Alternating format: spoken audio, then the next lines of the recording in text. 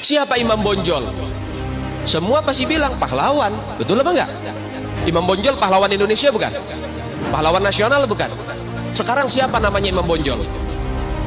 Al-Habib Muhammad Syahabuddin. Beliau habaib dari kalangan bin Syahab. Imam Bonjol itu bin Syahab, masih daripada kakeknya Habib Rizik, saudara sekalian. Ini akhir zaman, kita semua melihat kok bagaimana gencar-gencarnya di media sosial upaya untuk supaya memisahkan umat Islam dengan keluarga baginda Nabi Muhammad. Upaya keras supaya habaib dibenci ada di Indonesia. Datang ke Indonesia bukan untuk meraup daripada harta, enggak. Kami tidak mencari jabatan, enggak. Kenapa? Itu bukan didikan dari keluarga kami.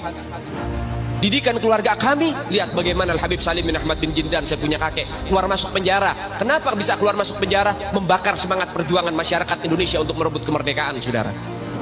Al-Habib Ali bin Abdurrahman Al-Habsyi Kuitang, beliau yang memfatwakan ketika tanggal 17 Agustus Soekarno membacakan teks proklamasi mendeklarasi daripada kemerdekaan di Indonesia. Beliau di hari Jumat itu, ba'da Jumat beliau fatwakan, sekarang saya fatwakan setiap tanggal 17 Agustus wajib pasang bendera merah putih di rumah-rumah kalian. Siapa yang nyuruh? Itu fatwa Habib Ali bin Abdurrahman Al-Habsyi Kuitang. Bendera merah putih, siapa yang memberikan instruksi kepada Bung Karno untuk membuat bendera merah putih sebagai bendera Indonesia? Itu adalah fatwa Al-Habib Idrus bin Salim Al-Jufri Palu Al-Khairat. Lambang negara Garuda, siapa yang buat? Al-Habib Asy-Syarif Hamid Al-Ghadri dari Pontianak, keluarga baginda Nabi Muhammad. Lagu 17 Agustus Pramuka, lagu syukur, siapa yang buat? Al-Habib Husain Al-Mutahhar dari Semarang, dzurriyyat baginda Nabi Muhammad. Jadi Anda jangan berpikir, ini habaib di Indonesia jasanya apa? Banyak, itu yang baru kecatat.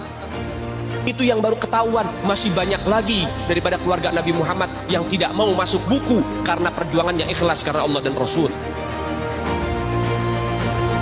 Banyak, saudara. Siapa Imam Bonjol? Semua pasti bilang pahlawan. Betul apa enggak? Imam Bonjol pahlawan Indonesia bukan? Pahlawan nasional bukan? Sekarang siapa namanya Imam Bonjol? Al-Habib Muhammad Syahabuddin. Beliau habaib dari kalangan bin Syahab.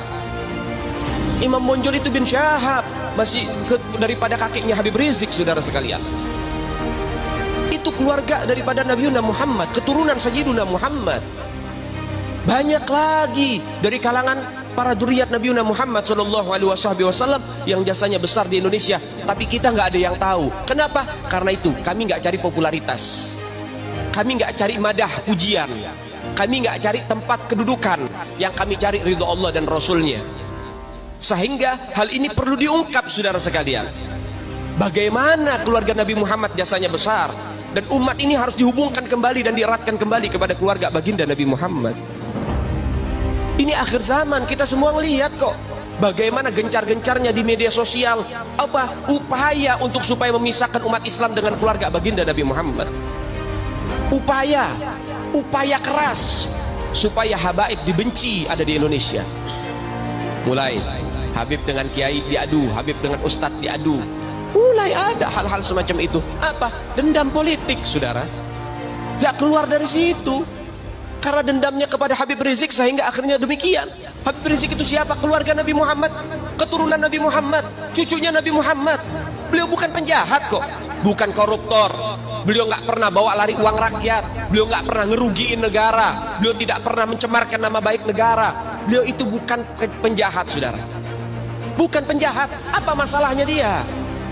Sehingga dicecar sedemikian rupa. Cuman masalah prokes doang, 4 tahun, saudara. Berapa banyak di luar sana pejabat, aparat, bahkan rakyat yang melanggar prokes gak ada yang ditahan. Kenapa cuman Habib Rizik yang ditahan? Ini upaya untuk supaya umat Islam benci terhadap keluarga baginda Nabi Muhammad. Hati-hati, saudara sekalian. Nabi bilang, man mata ala bugdi ahlul bait mata yahudian atau nasranian. Siapa orang yang mati membawa benci kepada keluarga baginda Nabi Muhammad, dipastikan mati dalam keadaan Yahudi ataupun Nasrani, atau dalam bahasa daripada sederhananya mati dalam keadaan murtad. Sahabat tanya, wa in sama wa shalla ya Rasulullah, walaupun orang itu puasa, walaupun orang itu sholat, apa tetap hitung mati murtad? Apa kata Nabi?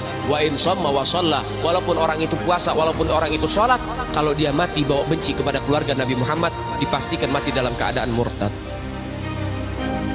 Ini Nabi yang punya mau, bukan kita habaib. Dan seharusnya yang membahas masalah fadailul ahlul bait, keutamaan para habaib bukan dari mulut saya, bukan dari mulut Habib Khalid wala Habib yang lain, bukan, tapi daripada mulut para guru-guru kita. Mereka yang lebih punya kewajiban untuk membahas masalah ini ke umat, saudara.